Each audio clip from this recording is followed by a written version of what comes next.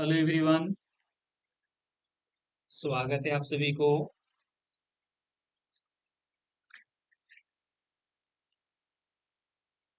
आपके अपने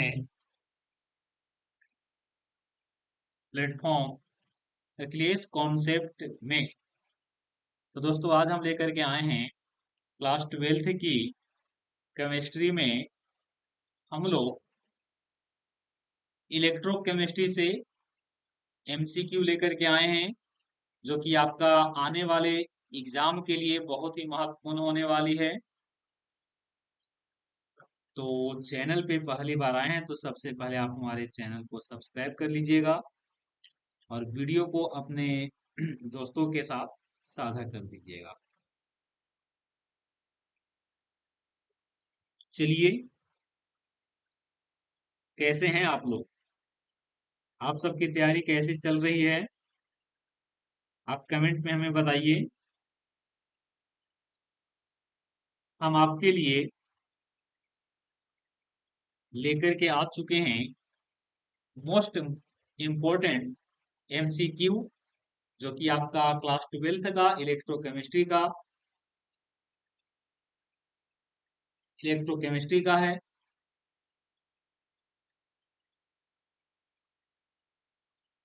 तो चलिए, बिना देर किए क्लास को शुरू करते हैं।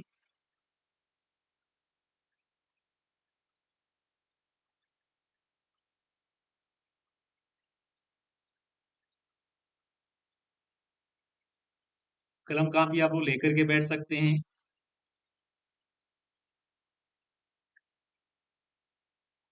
फटाफट आप लोग जुड़ जाइए।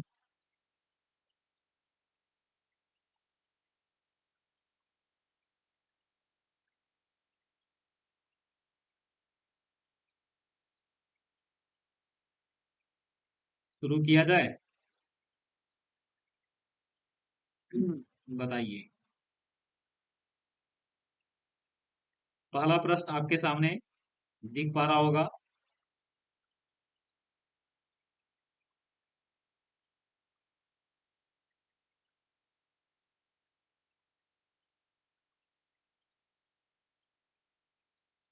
पहला प्रश्न आपके सामने है,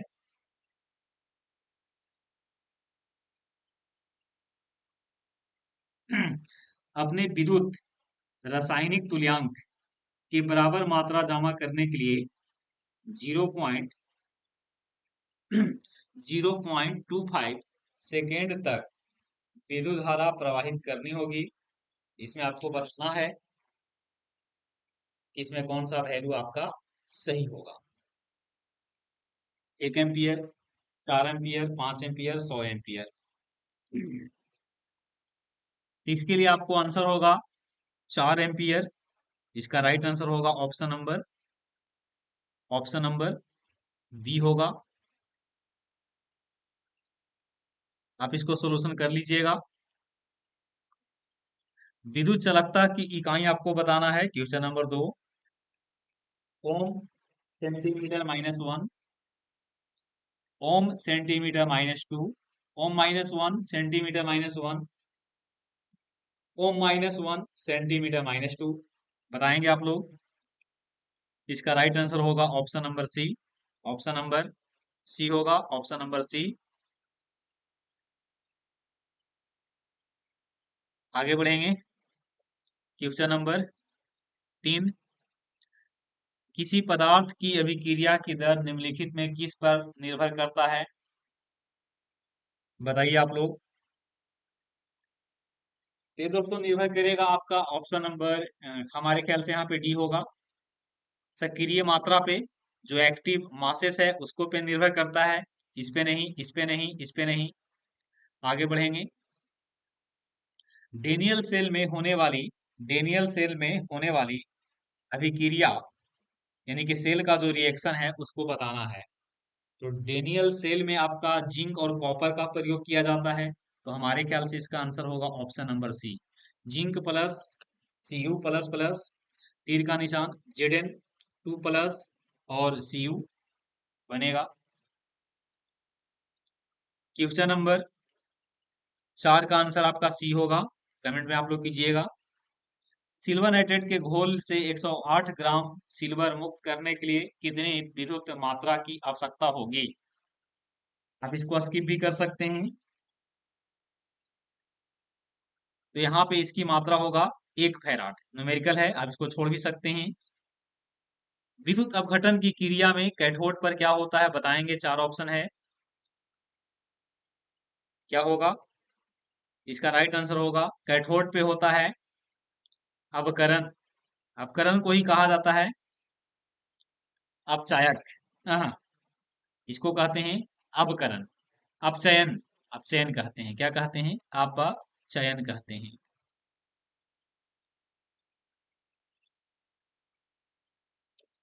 इंग्लिश में कहा जाता है रिडक्शन।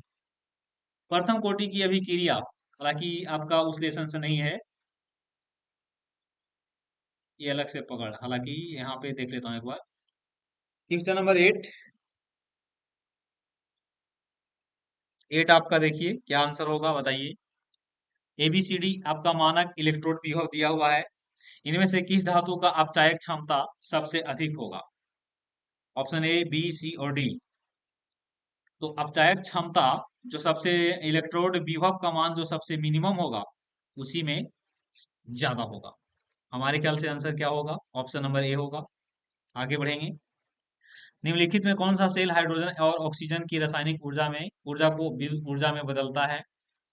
राइट आंसर आप लोग कीजिएगा। यहाँ पे आंसर आपका ईंधन सेल होगा, बाकी सब गलत होगा।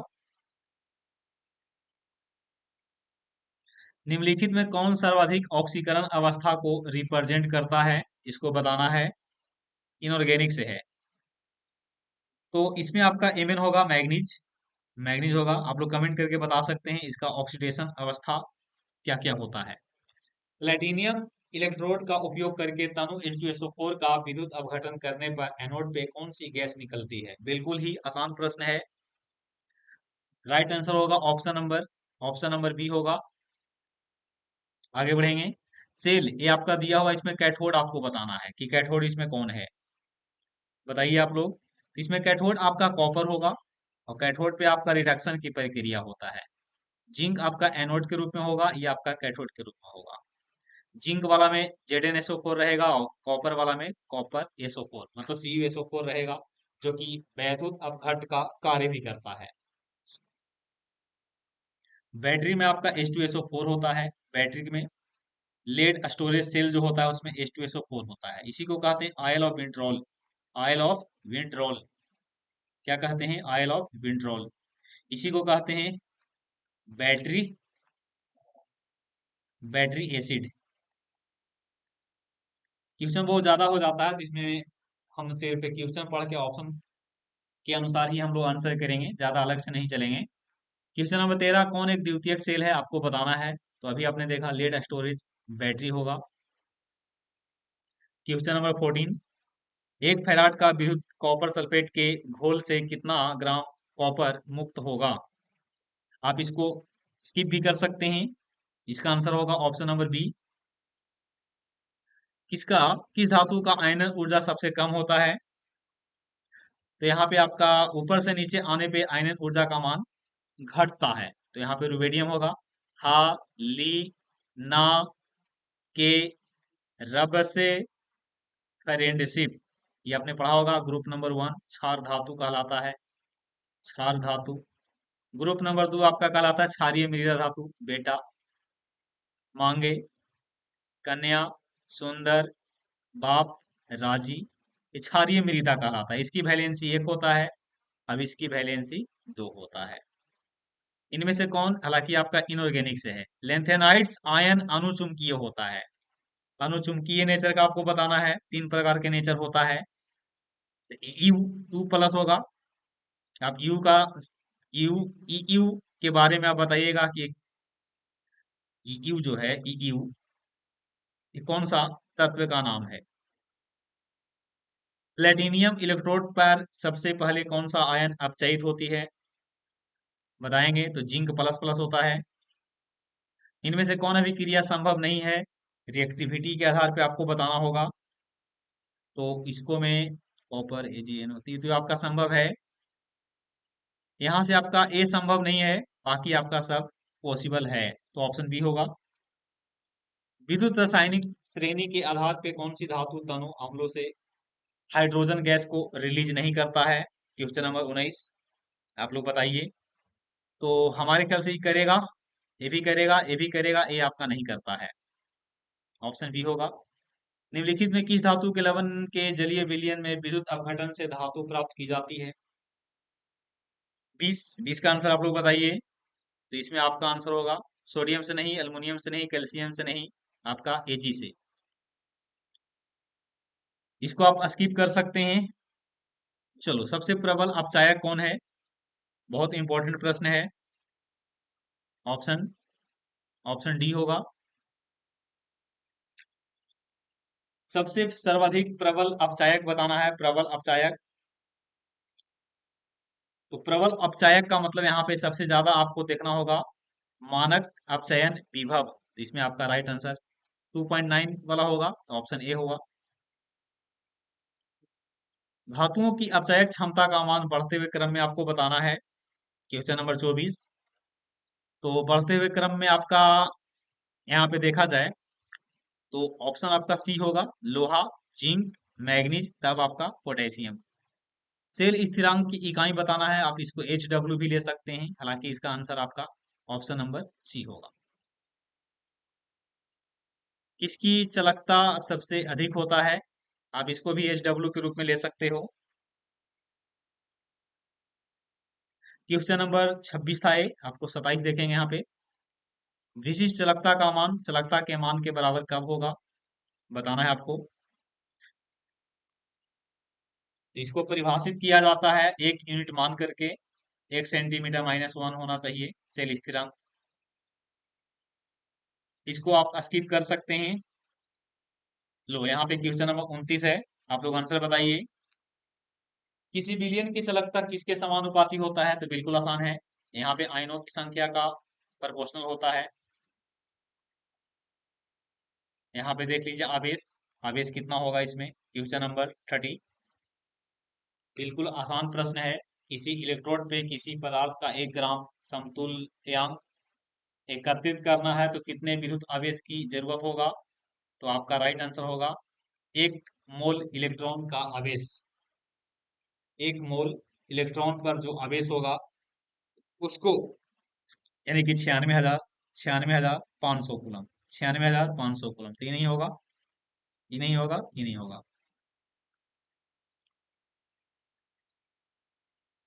स्किप कर सकते हैं इसको आप। इसमें बताना है आपको प्रबल अपचायक, प्रबल अपचायक कौन होगा?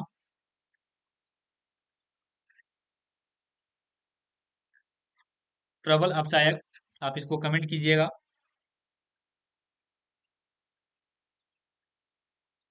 किसी मरकरी सेल में कौन सा पदार्थ नहीं होता है? बिल्कुल आसान प्रश्न है, कौन नहीं होगा?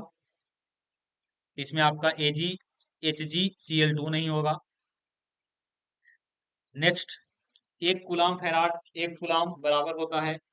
बिल्कुल ही आसान प्रश्न है, आप लोग बताइएगा। हमारे ख्याल से इसका आंसर होगा 1 कूलाम बराबर होता है कितना?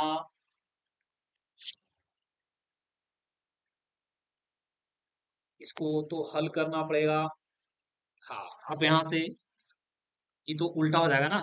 1 फैराड बराबर होता है 96,500 कूलम। यहाँ से आपको 1 कूलम बराबर होता है, 1 कूलम आपको बताना है 1 कूलम आवेश कितना के बराबर होता है, इसका मतलब 10th क्लास का क्वेश्चन हो गया। 6.25 होता है गुने 10 टू द पावर। आप इस पे बना सकते हैं Q बराबर एन ई और Q बराबर आई टी। आपको एन का वैल्यू निकालना होगा तो आई टी बटा ई होता है। अब इसको एक, और ये हो गया 1.6 गुने 10 टू द पावर -19 कूलम। इसको पे हल कीजिएगा तो हमारे ख्याल से इसका आंसर मिल जाएगा।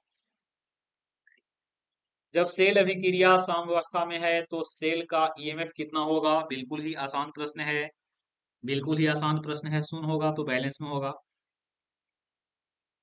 किसी अर्ध सेल का इलेक्ट्रोड विभव किस पे निर्भर करता है? बिल्कुल ही आसान प्रश्न है, क्वेश्चन नंबर 36 है, ऑप्शन नंबर डी सभी होंगे। धातु की नेचर पे, धातु आयन की कॉन्सेंट्रेशन पे, टेम्परेचर पे, प्रेशर पे भी होता है। कॉपर सल्फेट को एल्युमिनियम के बर्तन में क्यों नहीं रखा जाता है? बिल्कुल ही आसान प्रश्न है।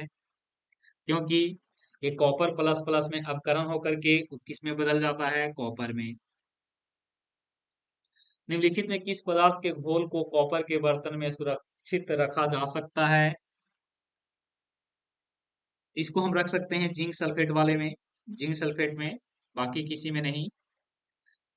लो, कौन कॉपर सल्फेट से रिएक्शन नहीं करता है? 10th लेवल पे भी इसको आप पकड़ के बना सकते हो। ये जी, यदि किसी सेल से अचानक साल्ट ब्रिज को हटा दिया जाए तो क्या होगा? बढ़ जाएगा? नहीं, घट जाएगा? शून्य हो जाएगा? क्या होगा इसका आंसर बताइए। हमारे ख्याल से इसका आंसर आपका शून्य हो जाएगा। साल्ट ब्रिज में केसीएल का उपयोग किया जाता है। के प्लस और सीएल, ये तो गलत होगा आपका। ये प्रबल इलेक्ट्रोलाइट नहीं, ये भी नहीं, आपका आंसर यही होगा। के प्लस और सीएल में ट्रांसपोर्ट संख्या लगभग क्या होती है? समान होती है। जिंक और कॉपर सल्फेट के लिए कौन सा कथन सही है? बताइएगा। जिंक, तो इसमें आपका इलेक्ट्रॉन का प्रवाह कॉपर से जिंक की ओर नहीं है, गलत है। ये भी गलत है, आपका यही सही है। जिंक आपका एनोड होता है, कॉपर क्या होता है? कैथोड होता है। इसको आप स्किप कर सकते हैं, न्यूमेरिकल पोर्शन है। ये आपका रिपीट क्वेश्चन है, HW है आपका। ये आप लोग देख सकते हैं, ये भी आपका रिपीट हो चुका है, 46। हालांकि यहाँ पे ऑक्सीकारक है तो आपका फ्लोरीन होगा। चलो, इसका 10th लेवल का क्वेश्चन है आपका ये। कैथोड पे आपका सोडियम होगा, और एनोड पे बात करेंगे तो हाइड्रोजन होता है। लो, विभव को शून्य क्यों माना जाता है? समान हाइड्रोजन इलेक्ट्रोड का विभव शून्य क्यों माना जाता है? क्योंकि इसका विभव शून्य माना ही गया है। ये कोई क्वेश्चन नहीं हो भाई, ठीक ना। KNO3 का संतृप्त विलयन लवण सेतु में उपयोग में क्यों लाया जाता है? बताइए। क्योंकि दोनों की गतियां जो होता है से लगभग क्या होते हैं? इक्वल होते हैं।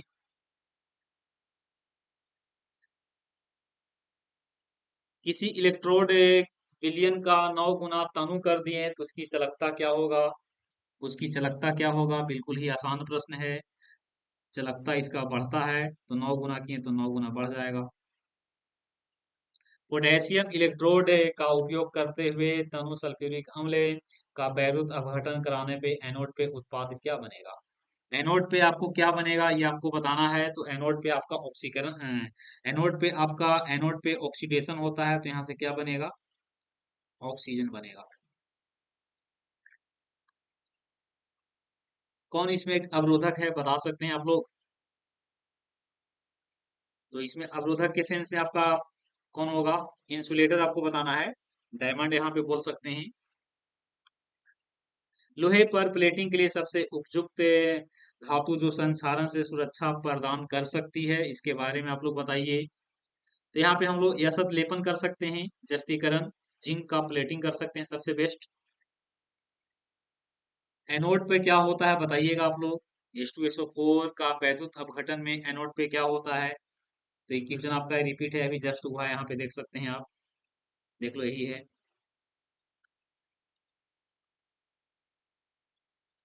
इसको आप स्किप कर सकते हैं, आप बना भी सकते हैं। Na2SO4 के जलीय विलयन में अक्रिय इलेक्ट्रोड पे वैद्युत अपघटन कराने पे इलेक्ट्रोड पे कौन से प्रोडक्ट आपका प्राप्त होते हैं? तो यहाँ से आपका क्या बनेगा? बताइए। यहाँ से आपका बनेगा,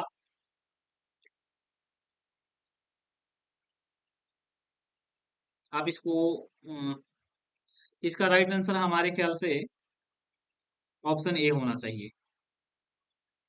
सोने पर लोहे की परत लगाकर तस्करी नहीं की जा सकती है, क्योंकि क्या रीजन है? सोना अधिक के घनत्व वाला होता है, घनत्व से कोई लेन देन नहीं है। लोहे में जंग लगती है, गलत बात। जंग तो लगती है लेकिन इसके लिए वैलिड नहीं है। सोने का अपचयन विभव लोहे से कम होता है, नहीं। नहीं, ये आपका सही होगा। स्किप कर दीजिए इसको भी। एक वैद्युत अपघटनीय सेल में इलेक्ट्रॉन का प्रवाह किधर से किधर होता है, बताइए। तो बिल्कुल इसमें आपका आंसर होगा आंतरिक परिपथ में कैथोड से कने होगा एनोड की ओर। आप इसको अरेंज कर सकते हैं। क्षारीय धातु की आयनों में गमनशीलता आप बताइए। तो ऊपर से नीचे ले लीजिए, लिथियम, सोडियम, पोटेशियम, रुबेडियम, ये हो जाएगा सबसे बेस्ट। स्किप कर दीजिए।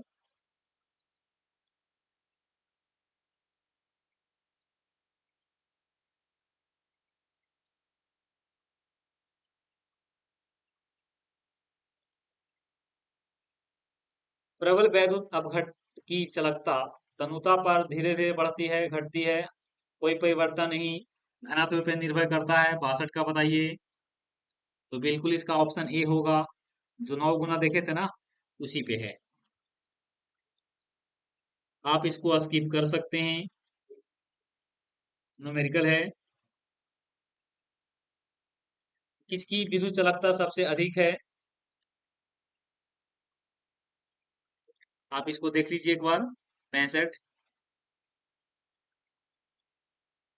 तो इसमें आपका आंसर होगा ऑप्शन नंबर डी। सबसे प्रबल अपचायक बताना है। सबसे प्रबल आपका एच आई होगा, hydro iodic acid. Zinc chloride विलयन को सांद्रण में परिवर्तित किए बिना किसके संपर्क में नहीं रखा जा सकता है। बिल्कुल शानदार प्रश्न है। इसको हम लोग एल्युमिनियम के साथ में नहीं रख सकते हैं। चलो ये देख लीजिए। एक फैराड विद्युत प्रवाहित करने पर प्राप्त मात्रा बराबर होती है जेड के बराबर, यही आपका जेड है। सेल अभिक्रिया स्वतः होती है, स्वतः कब होगा भाई बताइए। धनात्मक होगा तब, ऋणात्मक होगा तब। तो ऋणात्मक में होगा। लोहे में देख लीजिए आप लोग, ये आपका एच डब्ल्यू है, आप देख लेना। लेड संचय बैटरी आवेशित होती है तब, आप इसको देख लीजिएगा बढ़िया से, ये आपका एच डब्ल्यू भी हो सकता है।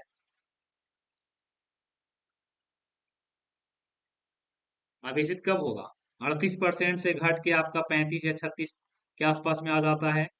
तो उसको अगर पुनः प्राप्त कर लेंगे तो ना इसको आवेशित बोलेंगे। तो हमारे ख्याल से ऑप्शन बी होगा। क्वेश्चन नंबर 73, पढ़िए आप लोग। जब कॉपर के तार का एक टुकड़ा जलीय सिल्वर लवण के विलयन में डुबाया जाता है तो विलयन नीले रंग का हो जाता है, इसका क्या कारण है। नीले रंग का होने का मतलब कि कलर बदल गया। कलर कब बदलेगा, जब कॉपर पे ऑक्सीकरण होगा, इलेक्ट्रॉन को त्याग रहा है। चलिए, ईंधन सेल के बारे में आपको बताना है, ऑप्शन सी होगा, हाइड्रोजन प्लस O2।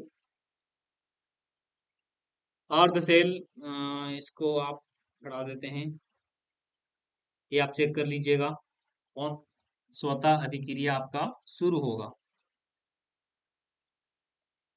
तो यहाँ पे मैं देख रहा हूँ कि ये आपका गलत है, ये भी आपका गलत है, ये भी आपका गलत है। ऑप्शन नंबर सी होगा।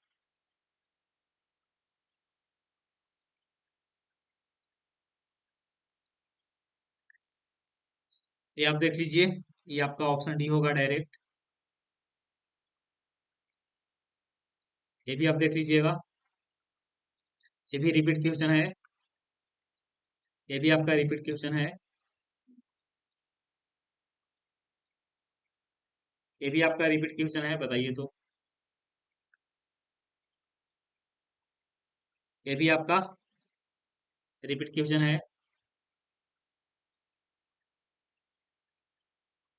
ये भी आपका रिपीट है जी, बताइए तो, ऐसा होता है। ये भी आपका रिपीट क्वेश्चन है। ये देख लीजिए आप, ई कैथोड माइनस ई एनोड। एनोड आपका नहीं, लेफ्ट में होता है, लेफ्ट में। तो कैथोड आपका होता है राइट में। तो बताइए, माइनस वाला होगा, प्लस वाला नहीं। तो एनोड, तो राइट माइनस, ये होगा आंसर। ये किस प्रकार के सेल है, ये आपका हो जाएगा जिंक कॉपर है ना।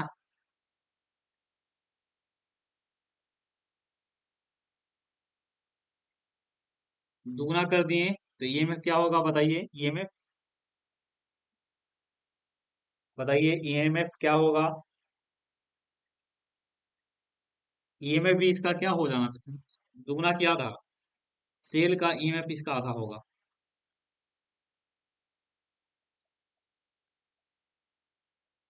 इसमें बताइए 98 में,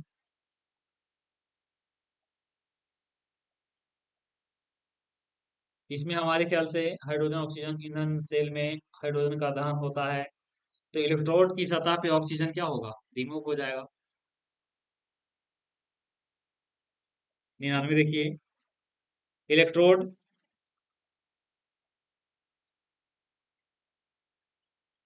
ये आपका HW है, ले लीजिएगा, कमेंट कीजिएगा आप लोग।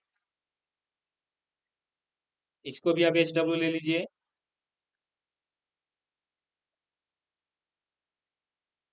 ये इसका आंसर था, आप देख सकते हैं मिला करके।